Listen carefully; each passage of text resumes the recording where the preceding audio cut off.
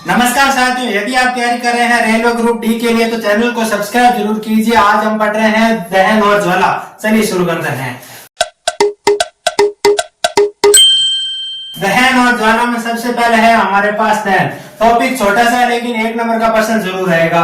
वह रासायनिक प्रक्रम जिसमें पदार्थ ऑक्सीजन से क्रिया करके ऊष्मा देता है, उस प्रक्रम को हम यहाँ पर दहन कहते हैं। यार कहने का मतलब यह है कि कोई भी पदार्थ जल रहा है तो ऑक्सीजन से क्रिया करने के बाद ही जलेगा। इस प्रक्रम को हम यहाँ पर दहन कहते हैं। वस्तु का जलना मतलब वो दहन कहलाता है और दहन के अंदर ऑक्सीजन से क्रिया होना आवश्यक है। ये नहीं पूछेगा परिभाषा, लेकिन ये प्रश्न यहाँ से बनेगा। दहन के लिए किस गैस से अभिक्रिया होना आवश्यक है? वो होता है ऑक्सीजन। तो यहाँ पर ये मोस्ट इंपोर्टेंट प्रश्न बन सकता है। दाह्य पदार्थ जिनका दहन होता है, यानी कि जो वस्तुएं जलती है उन वस्तुओं को हम दाह्य पदार्थ कहते हैं। जैसे लकड़ी है, कागज है, मिट्टी का तेल है, डीजल है, पेट्रोल है, जो वस्तुएं जल सकती है, प्लास्टिक है, वो सारी की सारी दाह्य पदार्थ कहलाती है। दहन के प्रकार। दहन दो प्रकार के होता है। एक होता है स्वतः दहन और दूसरा होता है तीव्र दहन। स्वतः दहन का मतलब होता है जो बिना किसी प्रत्यक्ष कारण के अचानक लपटों के साथ जलने लगता है, उस दहन को हम स्वतः दहन कहते हैं। उदाहरण के तौर पर देखते हैं कि जैसे जंगल है और जंगल के अंदर आग लग जाती है बिना किसी कारणवश। जैसे मान लिया कि गर्मी है, गर्मी की वजह से पत्तों में रगड़न होती है और रगड़न की वजह से वहां पर आग पकड़ लेता है, तो वो होता है स्वतः दहन। और तीव्र दहन का मतलब है ज्वाला के साथ में ऊष्मा के साथ जलना, तीव्र दहन कहलाता है। ये परिभाषा नहीं पूछता, लेकिन यहाँ पर ये प्रकार पूछे जा सकते हैं। अब हम देखते हैं कि ज्वलन ताप क्या होता है।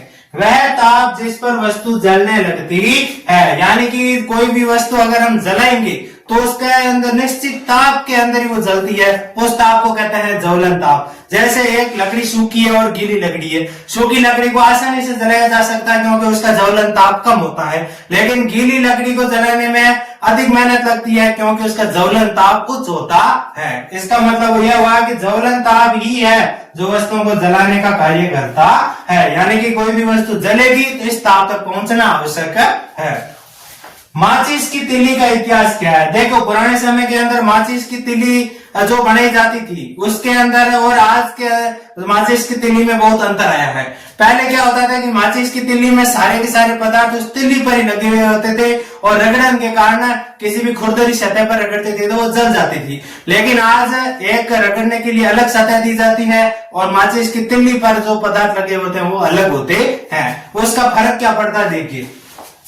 पहले के समय में क्या होता था कि जो हमारी माचिस की तिल्ली होती थी उस पर एंटीमनी ट्राइसल्फाइड, पोटेशियम क्लोरेट और श्वेत फास्फोरस तीनों ही एक साथ में तीनों का मिश्रण बना के उस तिल्ली पर लगा दिया जाता था गोंद की सहायता से। अब उसका नुकसान ये होता था कि वो तिल्ली जो होती थी कहीं पर भी आपस में रगड़ खाती थी तो जल उठती थी, जिसकी वजह से जल्दी आग पकड़ देते थे। तो इसीलिए ये तरीका कारगर साबित नहीं हुआ। इसकी वजह से कई फैक्ट्रियों में आग लगती थी, कई मजदूर यहाँ पर जल सकते थे।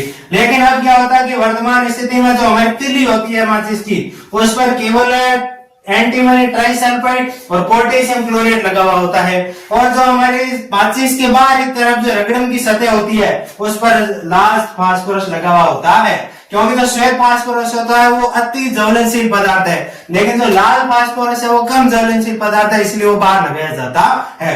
अब जैसे यह माचिस की तिल्ली को रगड़ते हैं तो रगड़ने की वजह से ये जो लाल फास्फोरस है ये श्वेत फास्फोरस में चेंज होता है, जिसकी वजह से वहां पर आग पकड़ता है। यहाँ से एक भी मोस्ट इंपोर्टेंट क्वेश्चन पूछा जा सकता है कि माचिस की तिल्ली पर कौन कौन से पदार्थ लगे हुए होते हैं, तो वर्तमान में और पूर्व में दोनों में पूछा जा सकता है।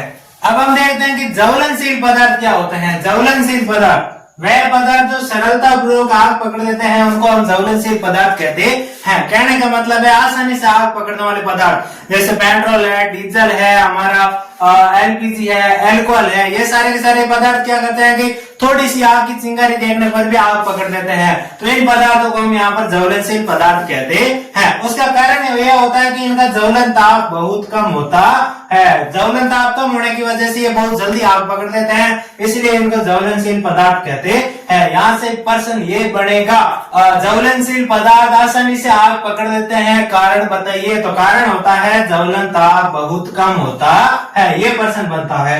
दहन का क्या कारण होता है, यानी कि कोई भी वस्तु जलती है तो उसके लिए कौन कौन सी चीजें आवश्यक होती है। एक तो वहां पर ईंधन होना चाहिए, यानी कि कोई भी वस्तु जल रही है तो उसके लिए ईंधन वहां पर होना चाहिए। ईंधन का मतलब जैसे लकड़ी है, जैसे कागज है, पेट्रोल है, डीजल है। ये दूसरी चीज वहां पर वायु होना आवश्यक है, और वायु का मतलब वहां पर ऑक्सीजन होना आवश्यक है। और तीसरी चीज वहां पर ऊष्मा, यानी कि ज्वलन ताप से अधिक ताप उत्पन्न होना आवश्यक है। कहने का मतलब ये तीनों चीजें एक साथ मिलेगी तभी वहां पर वस्तु कोई जल सकती है, यानी कि ईंधन होना चाहिए, वायु यानी कि ऑक्सीजन होनी चाहिए, और ऊष्मा कहने का मतलब ज्वलन ताप से अधिक ताप वहां पर होना चाहिए। मान लिया हमें किसी लकड़ी को जला रहे हैं, लकड़ी ईंधन का काम करेगी और हवा में जलाएंगे तो भी जलेगी वो, इसलिए वहां पर ऑक्सीजन होगी। और ऊष्मा यानी कि उसको हम गर्म करेंगे, यानी कि उसको ऊष्मा देंगे तभी वो वहां पर जलेगी। तीनों चीजें मिक्स हुई मतलब आग लगनी तय है। अब इनका पढ़ने का उद्देश्य यह है कि आग को हम कैसे बुझा सकते हैं, यानी कि इन तीनों में से एक वस्तु को वहां से हटा दिया जाए तो आग बुझ सकती है। यानी कि यदि ईंधन है, वायु यानी कि ऑक्सीजन है या फिर ऊष्मा है, तीनों को हटा दिया जाए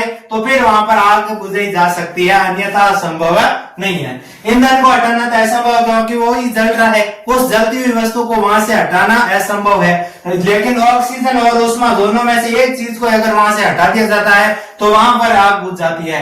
अब ऑक्सीजन को कैसे हटाए जाते हैं, हमने अग्निशामक यंत्र के बारे में सुना हुआ होगा, जो एक छोटा सा सिलेंडर होता है जिसके अंदर कार्बन डाइऑक्साइड गैस भरी हुई होती है। अब कार्बन डाइऑक्साइड को उस जलती हुई वस्तु पर दागेंगे तो वहां पर क्या होगा, घेरा बन जाएगा, और घेरा बढ़ने की वजह से वहां पर क्या होगा कि वायु वहां से दूर हट जाएगी और आग बुझ जाएगी। तो इस वजह से इस प्रकार वो काम करता है। ऊष्मा कैसे हटाई जा सकती है, जल का छिड़काव करेंगे तो चीजें ठंडी होगी, ठंडी होने की वजह से ऊष्मा घटेगी, और ऊष्मा घटने की वजह से वहां पर आग कम हो सकती है। कहने का मतलब है तीनों में से एक चीज को हटाने पर ही आग बुझाई जा सकती है। अग्निशामक यंत्र में CO2 गैस भरी होती है, जो लाल रंग का सिलेंडर होता है जिसे अग्निशामक यंत्र कहते हैं, उसके अंदर CO2 गैस भरी हुई होती है, और CO2 क्या करती है, ऑक्सीजन को हटाने का काम करती है, इसीलिए वहां पर आग बुझाने में ये काम आती है। सोनार फूंकने से सबसे बाहरी ज्वाला का उपयोग करता है।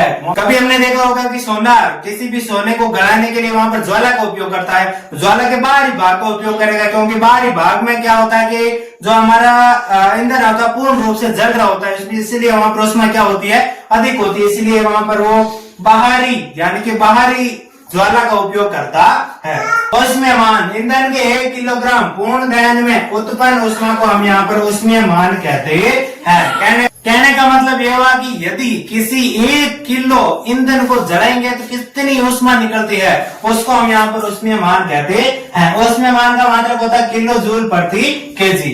अब हम देखते हैं कि अलग अलग पदार्थों के ऊष्मीयमान अलग अलग कैसे होते हैं।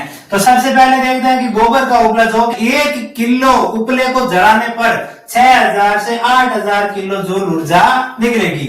लकड़ी को जलाने पर 17000 से 22000 किलो जूल ऊष्मा निकलेगी। कहने का मतलब ये हुआ 1 किलो लकड़ी ली, अगर उसको जलाएंगे तो उसका पूरा जलने के बाद में हमें 17000 से 22000 किलो जूल ऊर्जा प्राप्त होती है।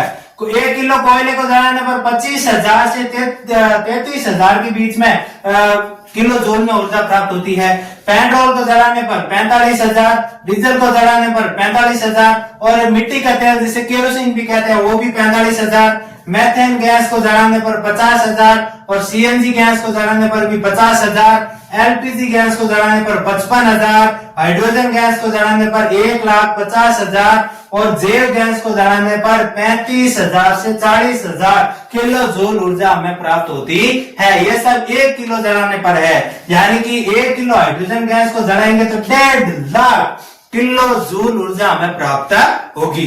ये मान जरूर याद रख लेना, यहाँ से 1 नंबर का प्रश्न जरूर बनेगा। अब हम देखते हैं कि ईंधन के दहन से कौन कौन से हमारे वातावरण पर प्रभाव पड़ते हैं। सबसे पहला, इनके अपूर्ण दहन से दम घोटू कार्बन मोनोऑक्साइड गैस का निर्माण होता है, जिससे हमें दम घुटता है।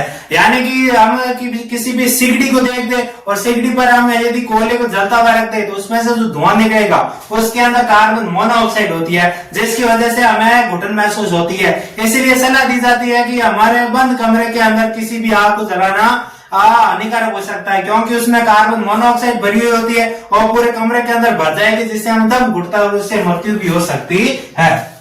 ईंधन के दहन में से CO2 मुक्त होती है, जिससे विश्व उष्णन होता है। अब ईंधन का पूर्ण दहन होता है तो उसमें क्या होता है, कार्बन डाइऑक्साइड गैस निकलती है, जिसकी वजह से विश्व उष्णन यानी कि गर्मी बढ़ती है।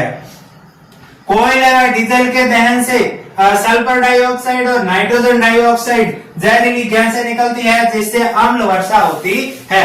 यहाँ पर हम देखते हैं कि कोयला और डीजल और पेट्रोल जो सड़कों पर चलते हैं वाहन, उससे जो दहन होता है उसके अंदर सल्फर डाइऑक्साइड और नाइट्रोजन डाइऑक्साइड जैसी गैसें निकलती है, जो वातावरण में जाकर सल्फर और नाइट्रोजन के कण मुक्त करते हैं, और जिसकी वजह से जब वर्षा होती है तो वो वर्षा के अंदर मिक्स हो जाते हैं और उसको अम्लीय वर्षा के रूप में बदल देते हैं, और वो अम्लीय वर्षा जलीय जीवों के लिए हानिकारक होती है।